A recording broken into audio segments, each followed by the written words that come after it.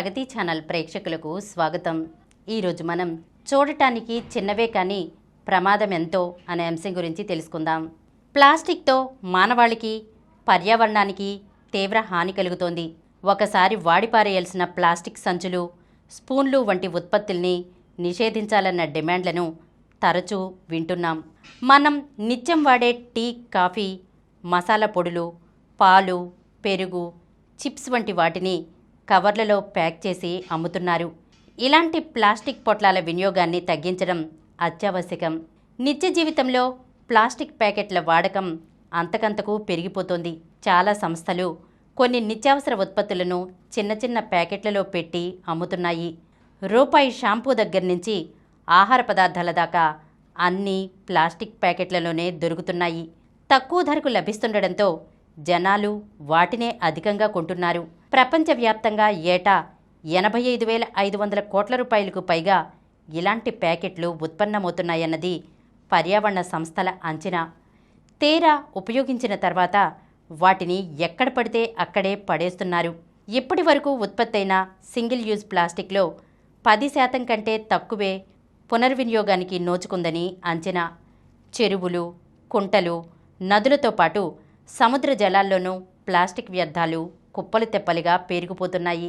జలచరాలు చిన్న పరిమాణంలోని ప్లాస్టిక్ రేణువులను ఆహారమనుకుని తినేస్తున్నాయి. దాంతో అవి మృత్యువాత పడుతున్నాయి. సముద్రపు ఉప్పులో ప్లాస్టిక్ అవశేషాలు భారీగా ఉంటున్నాయని పలు అధ్యయనాలు ఇప్పటికే హెచ్చరించాయి. ప్లాస్టిక్లో ఉండే బిస్ఫినాల్ ఏ, థాలెట్స్ వంటి విష రసాయనాలు నీరు, ఆహారం ద్వారా మానవ శరీరంలోకి ప్రవేశిస్తున్నాయి. ఆ తర్వాత అవి క్రమంగా హార్మోన్ల సమతుల్యతను దెబ్బతీస్తున్నాయి. దాంతో సంతాన సాఫల్య సమస్యలు, గర్భస్థ శిశువుల్లో ఎదుగుదల లోపాలు, పెద్దవారిలో చర్మ సమస్యలు, క్యాన్సర్లు వంటివి ముమ్మరిస్తున్నాయి. మరోవైపు చిన్న చిన్న ప్యాకెట్లు, ప్లాస్టిక్ బాటిళ్లు వంటివి పేరుకుపోయి నాలాల్లో పూడికలు ఏర్పడుతున్నాయి. దాంతో భారీ వర్షాలు కురిసినప్పుడు వరద నీరు రోడ్లపైన, ఇళ్ల మధ్య నిలిచిపోతోంది. ట్రాఫిక్కు అంతరాయం కలుగుతోంది. ఐక్యరాజ్యసమితి వాతావరణ కార్యక్రమం ఆధ్వర్యాన ఇంటర్ గవర్నమెంట్ నెగోషియేటింగ్ కమిటీ మొన్న ఆగస్టులో జెనీవాలో సముద్ర పర్యావరణ పరిరక్షణ, ప్లాస్టిక్ కాలుష్య కట్టడికి తీసుకోవాల్సిన చర్యలపై చర్చలు నిర్వహించింది. దీనికి దాదాపు 183 దేశాల ప్రతినిధులు హాజరైన చర్చల్లో ఎలాంటి ఏకాభిప్రాయమూ సాధించలేదు. భారత్, ఫిలిప్పీన్స్, ఇండోనేషియా, బంగ్లాదేశ్ వంటి వర్ధమాన దేశాల్లో ప్లాస్టిక్ ప్యాకెట్ల సమస్య తీవ్రంగా ఉంది. స్వచ్ఛ భారత్ వల్ల మన దేశంలో వ్యర్థాల సేకరణ కొంత మెరుగుపడినా పూర్తి స్థాయిలో మార్పు రావాల్సి ఉంది. ఇప్పటికీ చాలామంది మురుగు కాల్వల్లోనూ, ఖాళీ స్థలాల్లోనూ చెత్తను పారబోస్తున్నారు. హైదరాబాద్లో రోజూ పోగవుతున్న చెత్తలో ప్లాస్టిక్ వ్యర్థాలే దాదాపు 1000 టన్నుల వరకు ఉంటున్నాయి. ప్రస్తుతం ఎఫ్ఎంసీజీ తయారీ సంస్థలు ఉపయోగిస్తున్న ప్యాకేజింగ్ కవర్లలో పునర్వినియోగానికి అర్హమైనవి కేవలం 0.2%మేనని ఎలన్ మెక్ ఆర్థర్ ఫౌండేషన్ అధ్యయన నివేదిక చెబుతోంది. ప్లాస్టిక్ వ్యర్థాలను తగ్గించేందుకు భారత్ వంటి దేశాల్లోని కొన్ని సిమెంట్ పరిశ్రమల్లో కలప, బొగ్గుకు బదులు పాత టైర్లు, ప్లాస్టిక్ వ్యర్థాలను వాడుతున్నారు. అయితే వాటి నుంచి వెలువడే విషవాయువులు శ్వాసకోశ, నాడి, కాలేయ సమస్యలతో పాటు హైపోథైరాయిడ్, క్యాన్సర్ వంటి వ్యాధులకు కారణమవుతున్నాయి. ప్లాస్టిక్ వ్యర్థాల బెడదను నివారించాలంటే అందుకు సంబంధించిన నిషేధాజ్ఞలను ప్రభుత్వాలు కట్టుదిట్టంగా అమలు చేయాలి.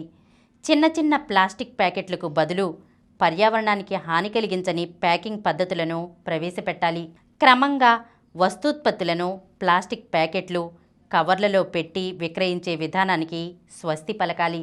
ప్లాస్టిక్ వ్యర్థాల వల్ల వాటిల్లే అనర్థాలపై విద్యార్థులు, గృహిణులు, సాధారణ ప్రజానీకానికి అవగాహన పెంచడం అన్నిటికంటే ముఖ్యం. ఇటీవల కొన్ని కంపెనీలు టెట్రాప్యాక్ శీతల పానీయాలతో పేపర్ స్ట్రాలు ఇస్తున్నాయి.